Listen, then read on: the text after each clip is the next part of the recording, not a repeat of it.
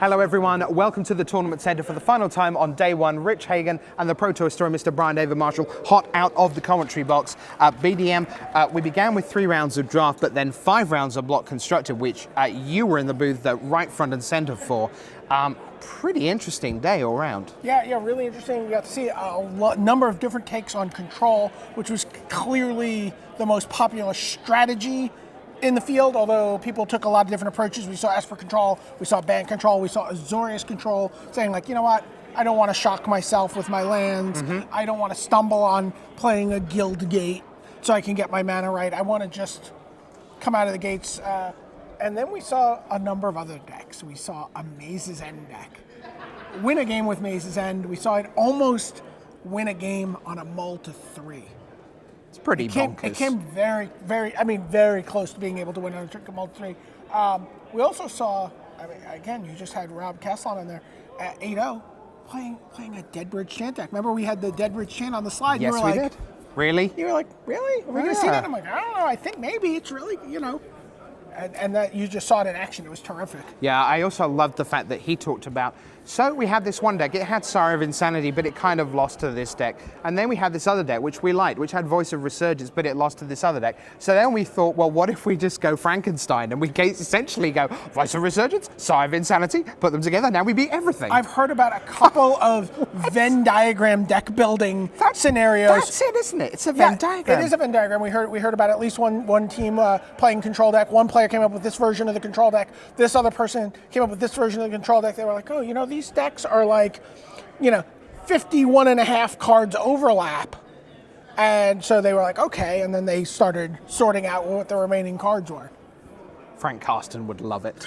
He really would. Let's tell you what the top of the standings look like. Rob Castellan of the United States, perfect record 24, 22 points. The other undefeated player, but with a draw against him from the United States, Mark Eilers. BDM, talk us through the 21 points, the 7-1. So Igor Kostadevich, Simon Bertier, this is a player you've talked about a fair amount, and we saw he built a number of decks people were playing. He built Peleg's deck. Yeah. Peleg and Bertier between them, 9-1 in constructed. Nice. So this is the Azorius control deck. This is Aetherling for the win. Yeah. This is Carlos Ramau, by the way, from Worlds back in the day. This is, you can do anything in the world that you like in this game of Magic until you decide that my Aetherling will not be on the battlefield. And then you will be wrong, and then I will win the Pro Tour. And I noticed they also have more Aetherling. More Aetherling, more hard counters, more wins. Yeah, I really like that deck.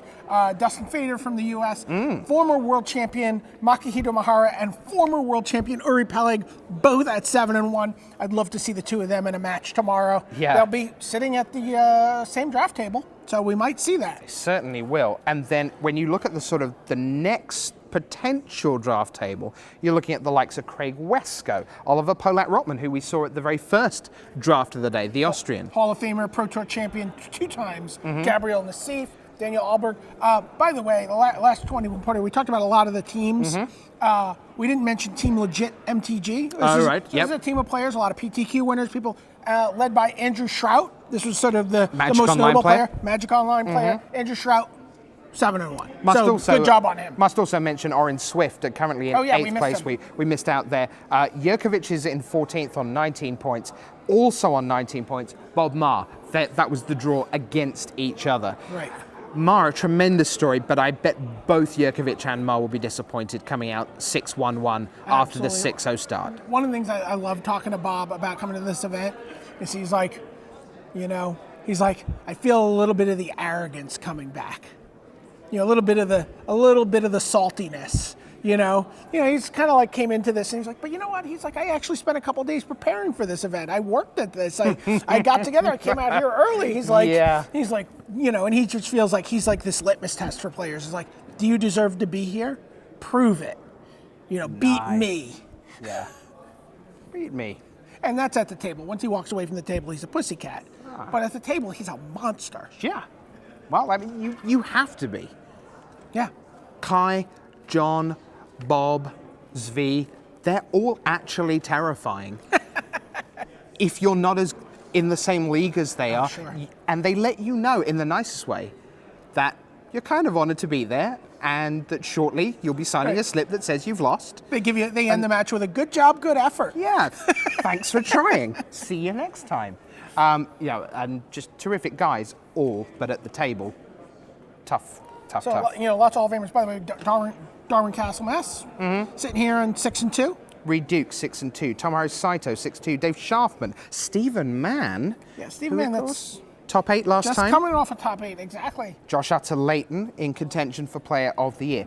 Gerald, better known as Jim Bob Six Killer. Indeed. Now, Sitting there. where is Yuya Watanabe? Let's scan down, and here we are, 42nd place, but at 6-2. That is a job very well done for Yuya Watanabe. He is on course. And if he held par, right, if he just if he just went X-2 tomorrow, that basically takes him probably to the top 25, to the point where it becomes raise the trophy and Player of the Year at the same time. It's been a pretty epic day one. We do it all again tomorrow. 3 rounds of draft. We start with Dragon's Maze, we go back to Gatecrash, we go back to Return to Ravnica, and then, as we really do approach the Maze's End, will it be Aetherling? Will it be Maze's End? Will it just be Sphinx's Revelation? Because drawing cards is still really good. how about Sire of Insanity? Wow. Rob Castellan That card seemed fantastic. really did. Join us again tomorrow. Thanks so much for being with us through 8 tumultuous rounds. Let's do it all again tomorrow. Rich Hagon, Brian David Marshall, on behalf of everyone here, magicthegathering.com. Bye.